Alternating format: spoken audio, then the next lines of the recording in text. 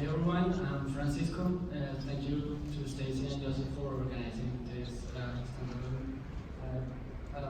I'm happy to be here and showing you our recent advances on the major features of macroevolution and some perspectives in this research. So, diversity disparities have been recognized at different scales. We are aware of at taxonomy, geography, and time. And several explanations have been invoked to these processes. For example, species traits, their interactions, demography, age, and diversification rates. And these rates are a key element to understand because they are biodiversity's main drivers at global scale. In spite of this, and that we have a very huge suite of sophisticated methods to estimate them, there was not a comprehensive analysis that could inform us about their distribution or their potential correlations with some characteristics of them. So, to fill that gap, in a collaboration with Luke Harmon, Mauro Sugawara, Elliot Miller, and Matt Pennell, we initially estimated diversification rates through a meta-analysis of time-calibrated molecular phylogenies from multicellular species. And we then get the results from the mean posterior inferred speciation rate. Here is the histogram with some interesting results when you put some names on it. For example, the turtles are among the slower ones. The analysis is not as fast as we thought. We think of them as a result of their amazing characteristics, and even the cichlids are not as fast, given that we might think them as a result of a rapid adaptive radiation. The result turned out that some campanulaceae were faster. And then, after these interesting results, we wanted to explore some of those speciation rate correlations with some of the clades or the trait properties.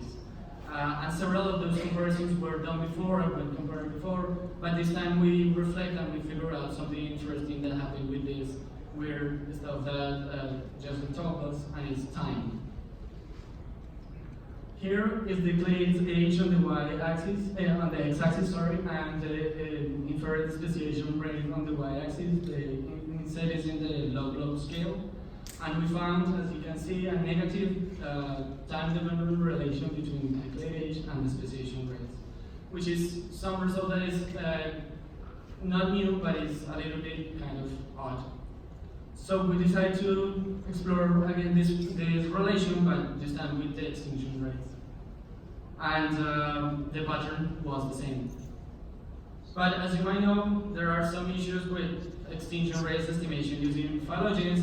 So we decided to look at the same relation now with fossil data. So we compiled fossil data for 19 orders at genus level from plants, mammals, and marine animals. And we estimated the per capita rates and their durations based on the first and the last occurrence.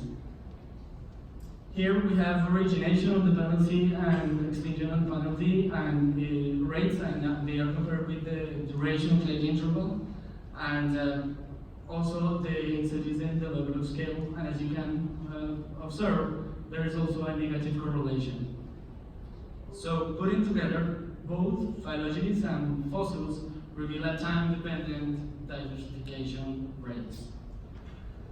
So this result has important consequences on how we measure the diversification rates, but especially how we interpret those rates of diversification.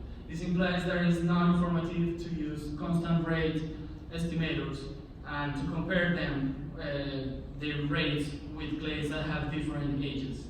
Usually, we are prone to not just to describe the variation in those rates, but we are trying to attribute to organisms' characteristics or the environment, and well, that's our job.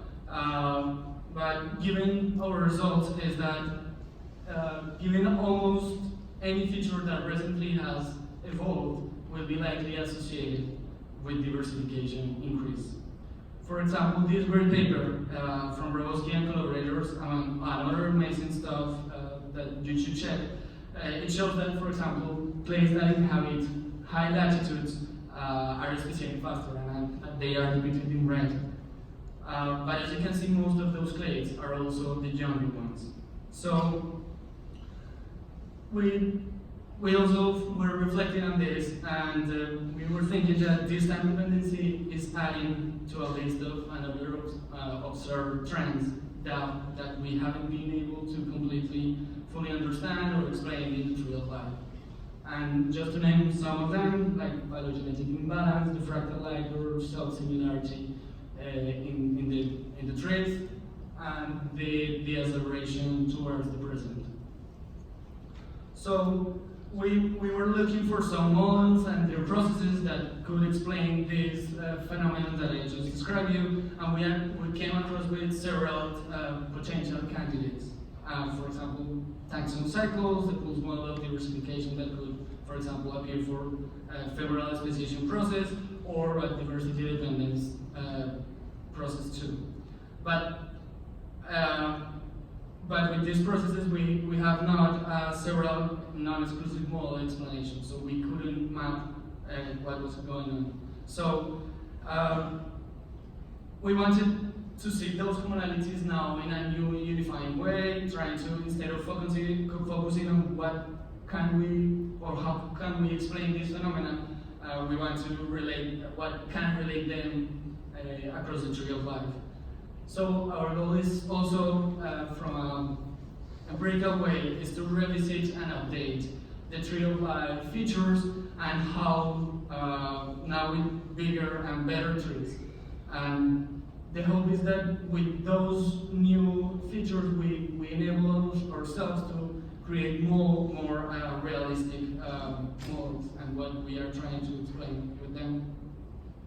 So in our reports, what we wanted to do, just for now, is a catalog of the macroevolutionary features of the tree of life in a similar and clarifying way as in macroecology, for instance, for the relationship between the species area or the turnover in the space.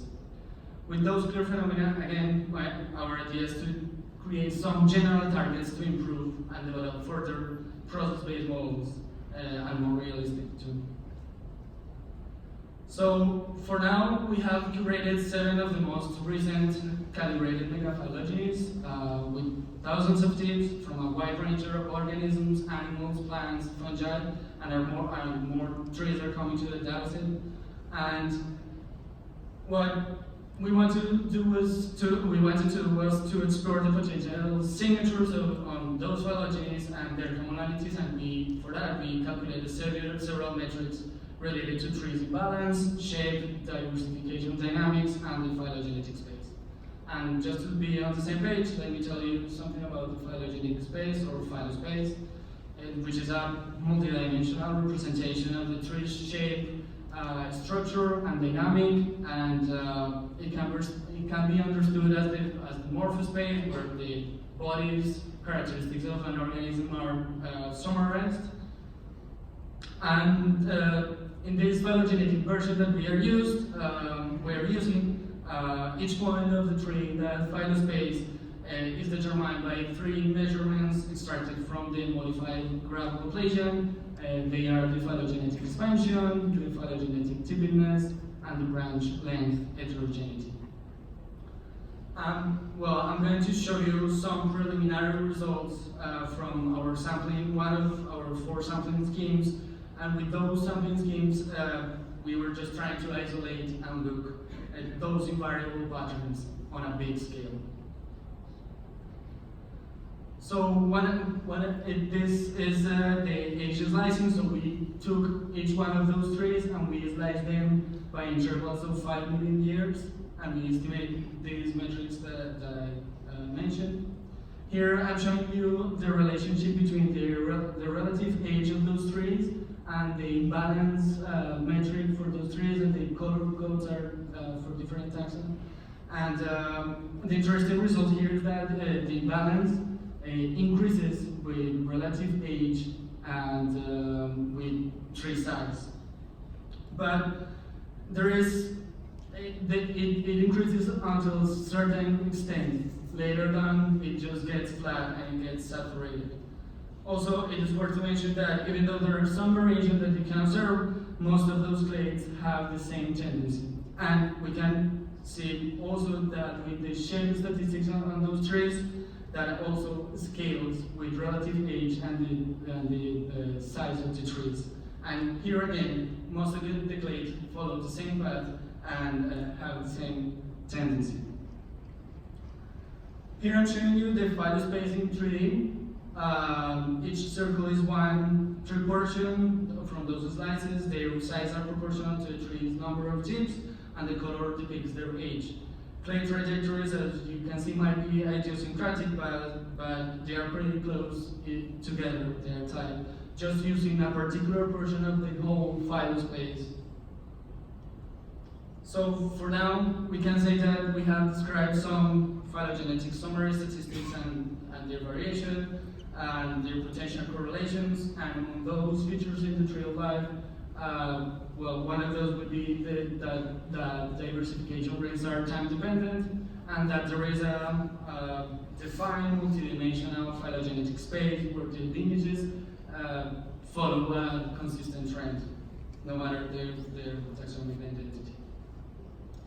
So currently we are exploring if those already observed processes that I mentioned plus another ones across the tree of life are consistent, and for that we are sampling in different ways. One of those is random portions of the trees and varying their sizes. Also, we are cutting the tree by taxonomic ranks and trying to explore if the clade's identity has a role, and we can get more deep into it. And the idea is that explore current process-based models that can retrieve those patterns and build some simulators that can retrieve the processes for those features. And thank you.